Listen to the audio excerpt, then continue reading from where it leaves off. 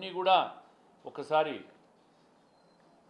MSME చూశారు, Kopparthi MSME, రాయలసీమలో Oracle MSME యూనిట్లు, ఇవన్నీ కూడా భవిష్యత్తులో యువతకు స్మాల్ స్కేల్ మిడిల్ సెక్టార్ కూడా పారిశ్రామికవేత్తలుగా ఎదిగేదానికి ఒక అవకాశం వస్తుంది. ఇంత పెద్ద ఎత్తున రాయలసీమలో నీటిపారుదల ప్రాజెక్టులు తీసుకుంటే హంద్రీనీవా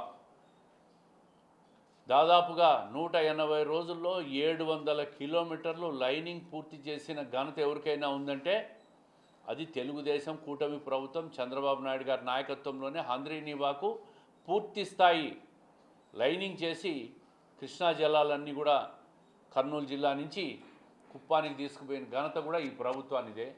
జిఎన్ఎస్ఎస్ కూడా పూర్తి చేయాలనే సంకల్పంతో కేంద్ర ప్రభుత్వం నుంచి పూర్వోదయ కింద నిధులు, సాస్కి కింద నిధులు ఇవన్నీ కూడా తీసుకొచ్చేదానికి ప్రభుత్వం నిరంతరం పనిచేస్తూ ఉంది. మీకు అందరికీ తెలుసు, రాజధానిని ఏ విధంగా గత ప్రభుత్వం తూట్లు పొడిచిందో.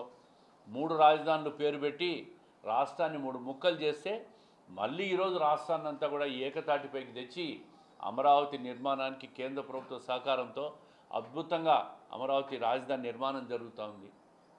పోలవరం ప్రాజెక్టు చెప్పినట్టుగా 2027 కంతా ఈ ప్రభుత్వం పూర్తి చేయబోతూ ఉంది.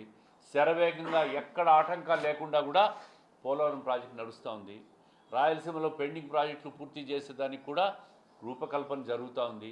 ఇన్ని పెద్ద పెద్ద కార్యక్రమాలన్నీ కూడా ఈ ప్రభుత్వం వచ్చిన తర్వాత చంద్రబాబు నాయుడు గారు చేస్తున్న విషయాన్ని కూడా ప్రజలకు గుర్తు చేస్తూ ఉన్నాం. సంక్షేమంలో దేశంలోనే నెంబర్ 1 ఏ ప్రభుత్వం అంటే అది ఆంధ్రప్రదేశ్ ప్రభుత్వం అని గర్వంగా మేము చెప్పుకోగలుగుతూ ఉన్నాం. 4000 రూపాయలు పెన్షన్ ఇస్తున్న ప్రభుత్వం ఏదైనా ఉందంటే 29 రాష్ట్రాల్లో ఏకైక రాష్ట్రం ఆంధ్రప్రదేశ్ రాష్ట్రం. పక్క రాష్ట్రాలు ఎన్ని రాష్ట్రాలు తీసుకున్నా కూడా 2000 రూపాయలు దాటడం లే. ఈరోజు పేదలకు అన్ని రకాలుగా 4000 రూపాయలు పెన్షన్ ఇస్తూ 1వ తేదీ 100% పెన్షన్ల పంపిణీ కార్యక్రమం కూడా పూర్తి చేస్తున్న ప్రభుత్వం తెలుగుదేశం ప్రభుత్వం.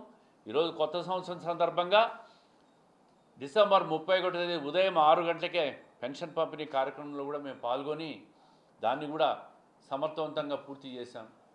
ఈరోజు ఏ కార్యక్రమం తీసుకున్నా తల్లికి వందనం కావచ్చు, శ్రీశక్తి కార్యక్రమం కావచ్చు, మహిళలకు గ్యాస్ సిలిండర్లు కావచ్చు, ఇటువంటి సంక్షేమ కార్యక్రమాలన్నీ అమలు చేస్తూ ఉన్నాం. ఆటో వాళ్ళకు సంవత్సరానికి వాళ్ళ ఖర్చుల కింద నిధులు ఇస్తూ ఉన్నాం. అన్ని రకాల సంక్షేమ కార్యక్రమాలు ఈ ప్రభుత్వం చేస్తూ ఉంది.